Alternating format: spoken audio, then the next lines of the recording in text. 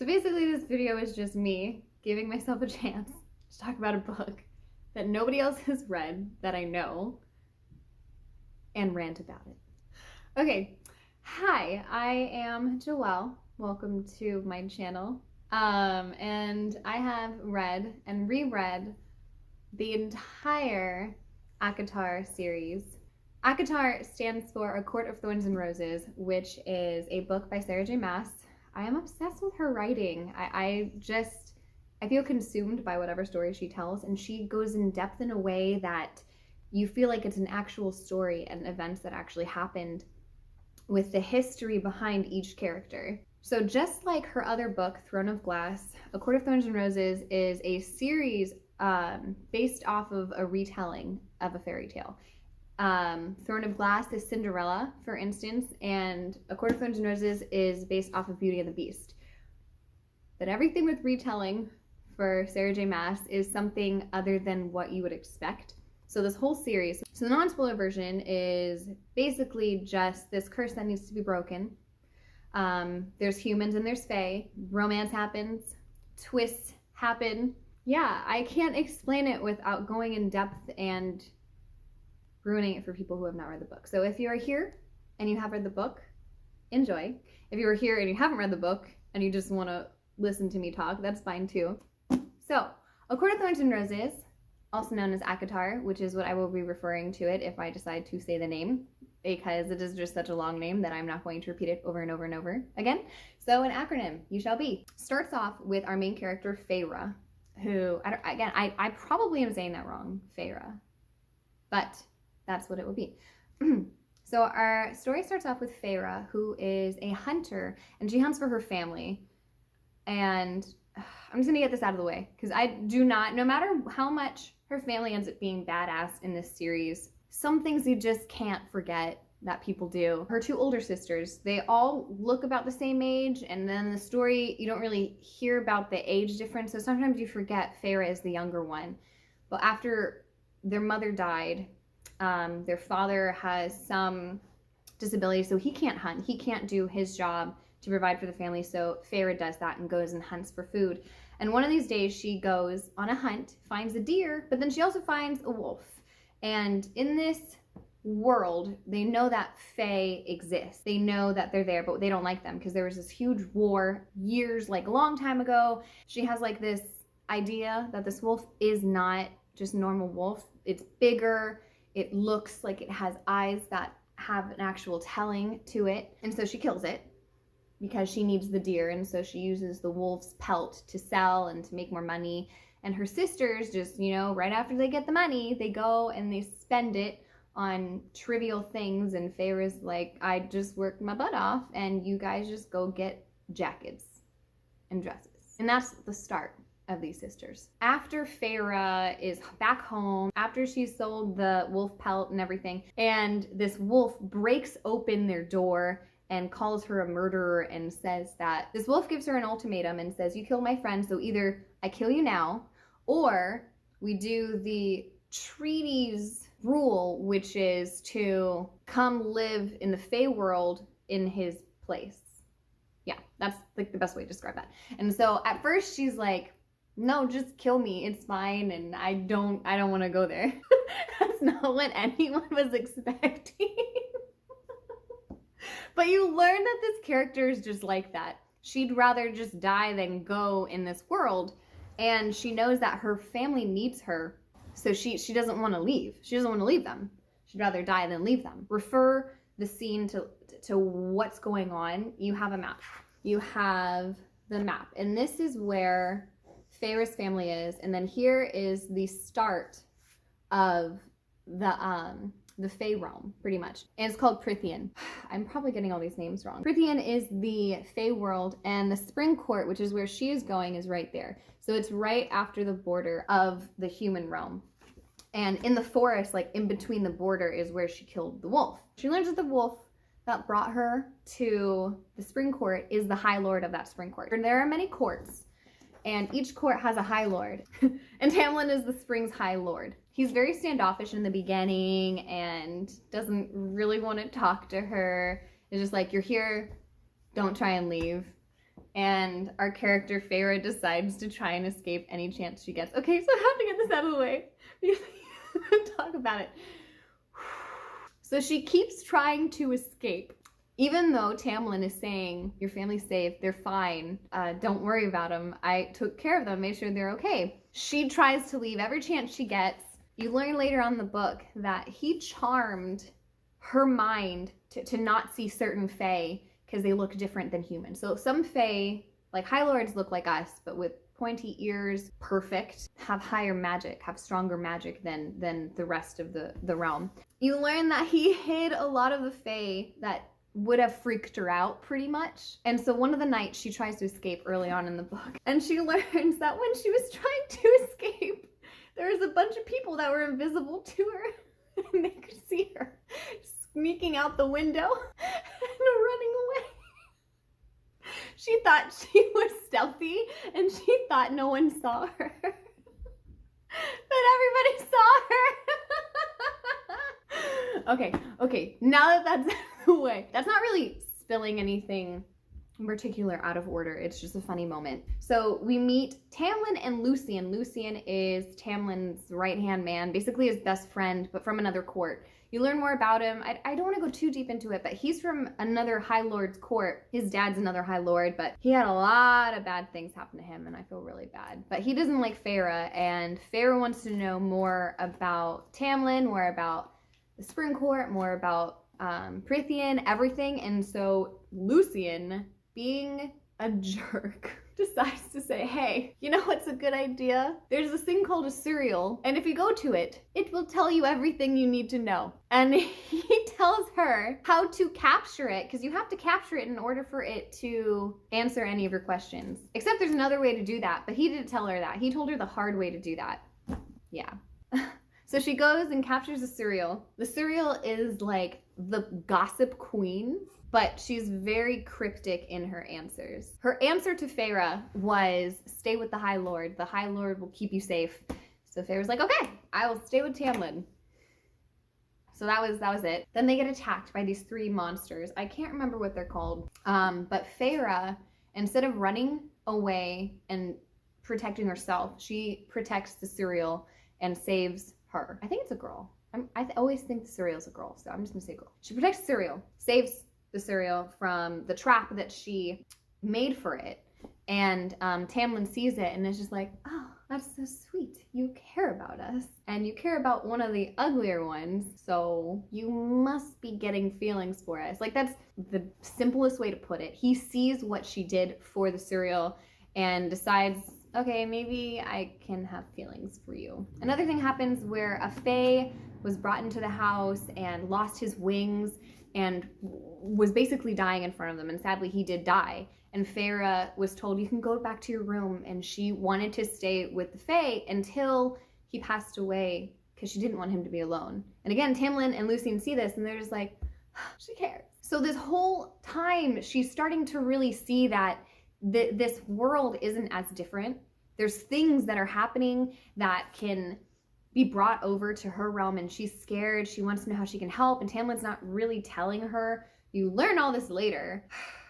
I just can't. I'm just gonna get right to the Calumet, which is basically this huge party. The Calumet is where every court has one, and that is when the Calumet is this huge rite where the High Lord gets this power from the world, from their land, and in order to release it to have like a good year, they have to find a maiden to have relations with. But it's basically the High Lord being like, where can I get some action?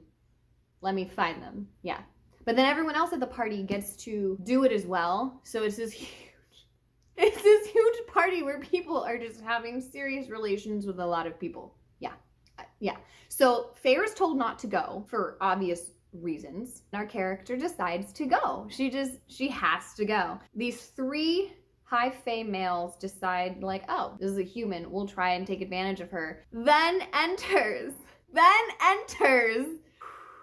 Rhysand. Okay, oh my gosh. So I will be doing one of two things. I will either just do a review on this, or I will go straight into A Court of Mist and Fury because once you know what happens in that book, you can't just read this one and be happy. You can't. Rhysand comes up and is like, hey, I've been looking for you, to Feyre, like scares away the other three females, and he's trying to like figure out who she is. He's like, why are you here? You're human. And she's like, I have friends. They brought me. And he's like, you have really bad friends if they brought you here. She basically, like in the book, she describes him as the most handsome guy she has ever seen, like ever laid eyes on. And in that moment, if you read a lot of these fictional fantasy books, you know he's gonna be important. So you look out for Rhysand's name the rest of this book, pretty much. So they go their separate ways. I don't want to go too, because if you haven't read it, it's really great. So after that, she goes back. Lucien finds her and is like, get your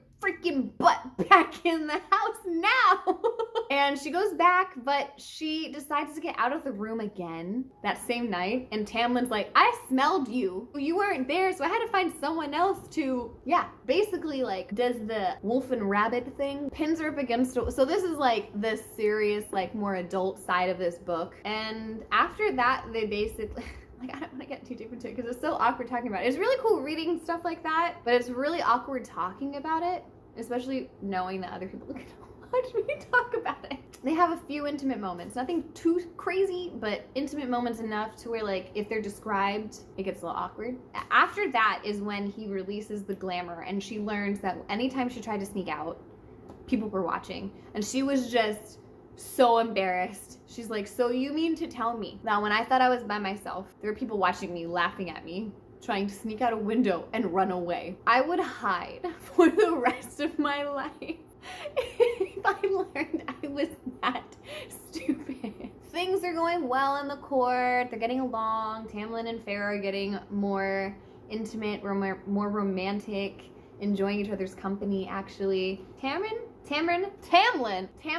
Feyre, and Lucien are having dinner, and Rhysand decides to come in and freak him out. A lot of stuff happens. They glamour Rhysand so he can't see Feyre at first, and then he sees her. So every High Lord has a certain power depending on the court. So Tamlin is shape-shifting, and he can shape-shift anyone with his power. He has more power, but I can't remember every detail about it. And Rhysand can basically go into people's minds and break the mind. He can shift the mind, make the mind think they're seeing something else, make them not feel anything at all. He can talk to them in their head. He can do so much. Like, telepathy doesn't even cover the stuff that he can do. Rhysand terrifies Feyre by going into her mind, scratching at it, and, you know, showing her that in just an instant, he can break her mind. She's crying, Tamlin's begging him, stuff happens, Rhysand leaves. Tamlin, after that, is very shaken up and is like, Feyre, you gotta go back. And she's like, well, what about the treaty? He's like, just go home. Just go home. And they have one more intimate night together. He tells her he loves her. She goes, okay, cool, because she's a heartless bitch. Because this character is just so relatable. She goes home for like a day and learns that her whole family was, actually not her whole family, everyone but Nesta was glamored. And Nesta knew the whole time that she was taken to Prythian and tried to get her back. And that was like the one sister moment. You're like, ah, sister love, it's awesome. Doesn't happen again. Don't get used to it. Feyre's like, okay, I have to go back. I have to help them. I need to figure out what I can do. Comes back to the manor and it's completely trashed. The only person left is Alice. And Alice was Feyre's maid for like her room, got her dressed, told her the rules, made sure she was where she was needed to be. Alice is awesome because she spilled the whole tea, everything that no one was telling Feyre. So this is where you're gonna get your coffee, and this is where you're gonna sit down and enjoy the ride. Yes, I'm wearing something different. For some reason, my life would be just way too easy if everything happened the way it was supposed to. One of the videos I recorded did not go through. I'm just gonna have to do it all over again. Even though that was the one part that I even said. I said, I never want to say this again because there's so much. Okay, so here we are. And here we learn that nothing was the way we thought it was. Alice, who is the only one left in the manor when Feyre gets back from the other side of the wall, and decides to tell her everything that happened. And this is why I love Sarah J. Maas, is because it was not what you were expecting. You think that what everyone was telling her was just obviously not all that it was, because they were keeping things from her, but you didn't think it was this at all, and it was awesome.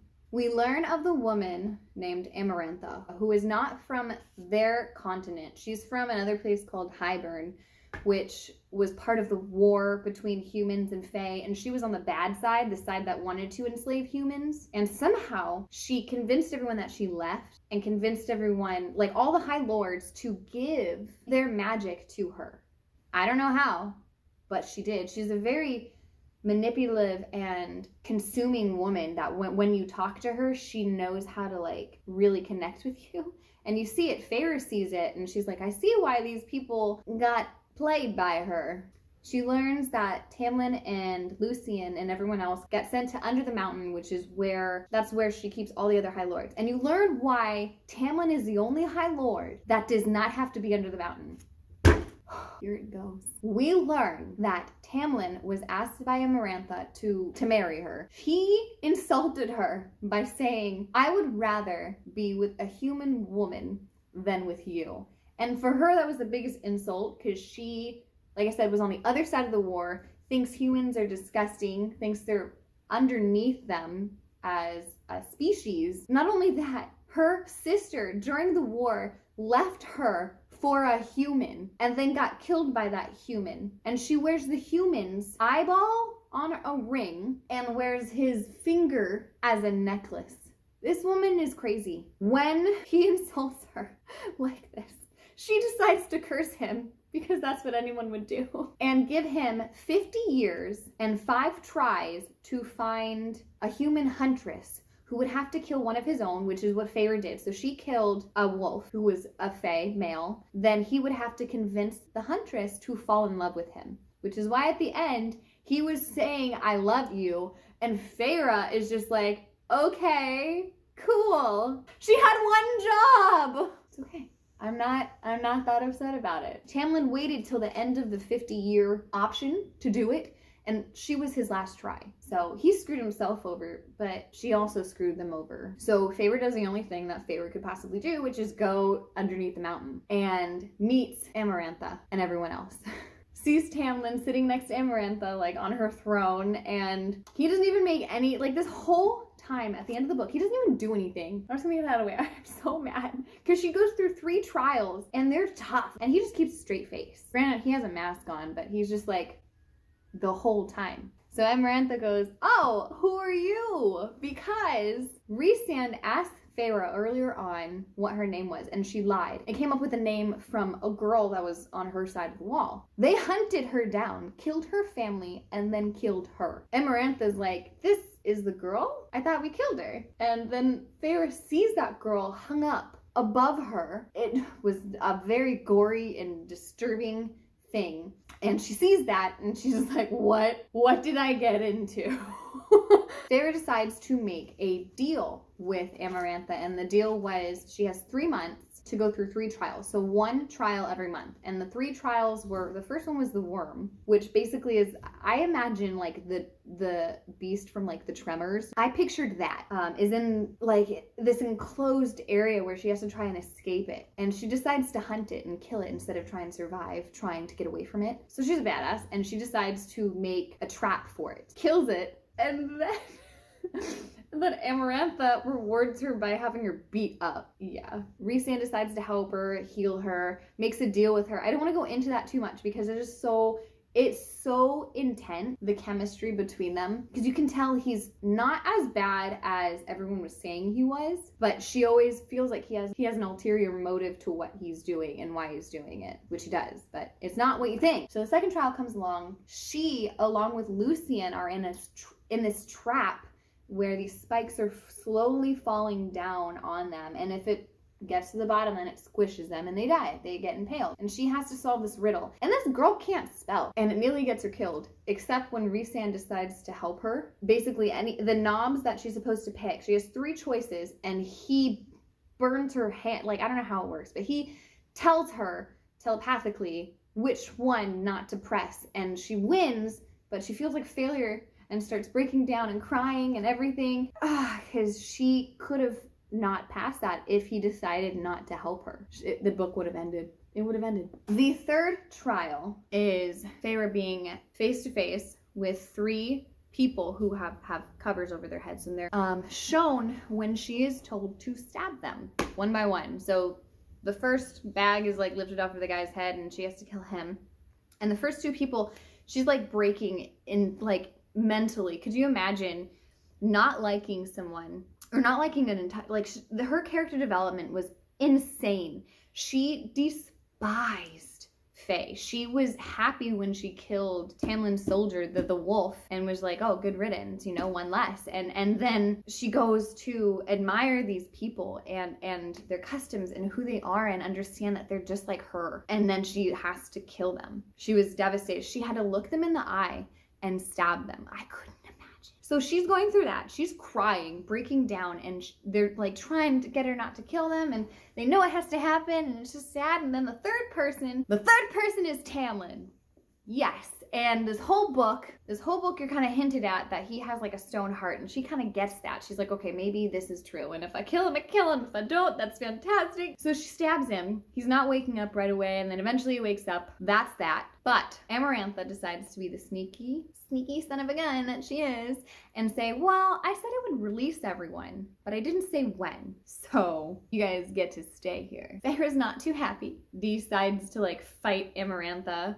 They're having like this brawl and they're fighting, and Feyre's trying to get a good hit, but then Amarantha just starts using all the powers that she had from the High Lords and starts breaking every bone in her body, waking her up when she starts passing out, throwing her against walls, destroying Feyre in this fight. And then Rhysand decides to help her. And this is when he had my heart. So Rhysand decides to come and save Feyre, but he's not as strong as he was supposed to be either, because some of his power was also taken, because he's the High Lord. I don't know if I mentioned that, but if I didn't, now you know. He's the High Lord of the Night Court, which is why nobody likes him, because the Night Court is apparently this really scary place. Anyway, back on track. Rhysand is trying to get to Feyre and help her and save her, and Amarantha is beating him up and destroying him, and then Tamlin's still recovering over there, like in the back, trying not to die. Nobody else is moving because I think everyone's in shock what is happening. And then all of a sudden, Feyre remembers the riddle that Amarantha had her try and figure out earlier on when she first was introduced to the trials, the 3 trials. And she figures it out and says it. She says it's love. So the answer to the riddle was love. And as she answered it, Amarantha snaps her neck